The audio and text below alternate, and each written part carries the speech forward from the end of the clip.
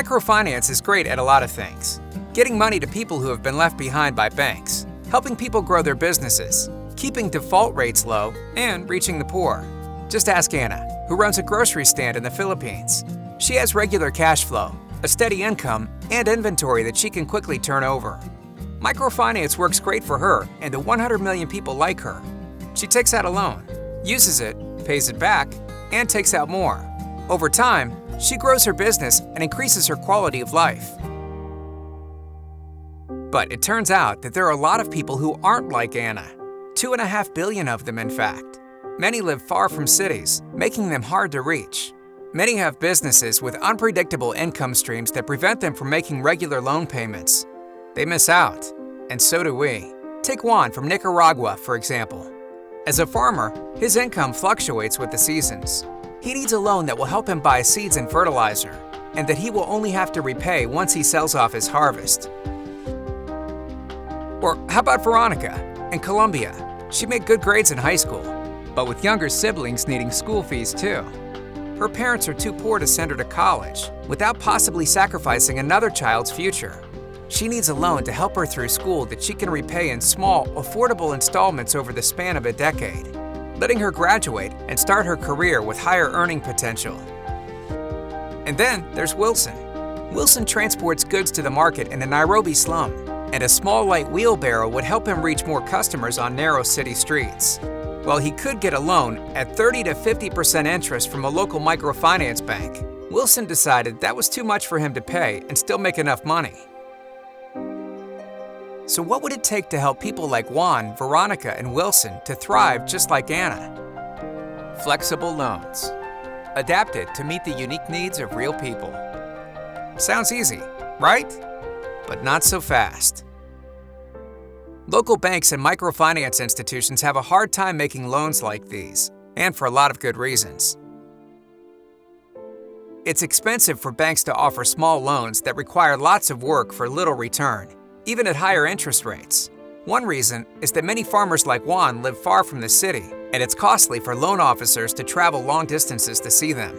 And even if Veronica's university was willing to provide her with a long-term loan, they'd first need the funding to make that happen, which is hard to find at affordable rates. And the extra time Juan needs to begin repaying his loan can lead to default rates up to 3 times higher.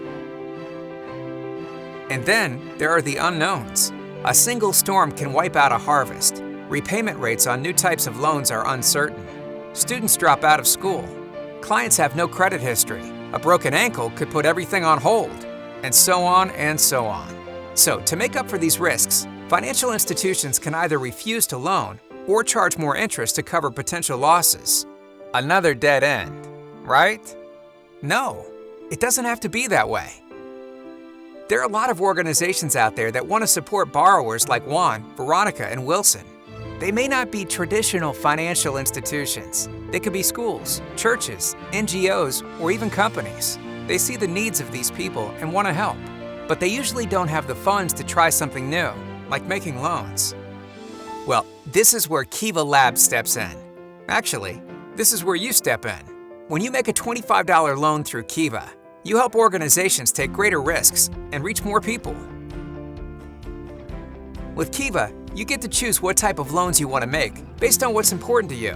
Maybe you'll try a flexible loan with a 6-month grace period to help someone like Juan maximize his crop yield.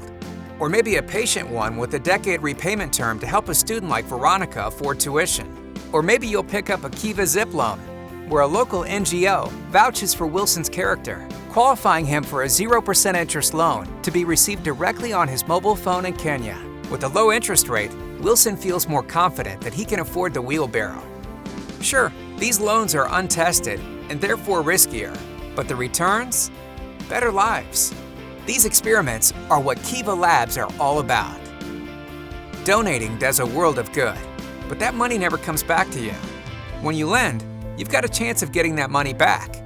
And what you do get back, you can lend again and again.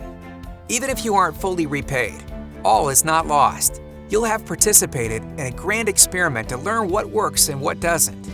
Ultimately, by connecting with other people around the world, you will have helped revolutionize how financial services can meet real people's needs. With you, Kiva Labs will learn about creative solutions to tough challenges. With you, we will empower organizations to try new types of loans for new types of borrowers. With you, we can take on more risk to make more amazing things happen. Because we're people, not banks. Here at Kiva Labs, we've got lots of other ideas for how to pair flexible credit with life-changing solutions. The possibilities are limitless. And as we test and learn together, we'll do our homework to understand what works and what doesn't.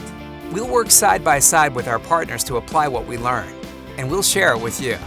As the best solutions rise to the top, we believe others will begin to copy what works for us, maybe even banks. The uncommon will become common, the extraordinary, ordinary. Together, we can shape the future of microfinance. If we don't try it, who will? Join the experiment. Kiva Labs.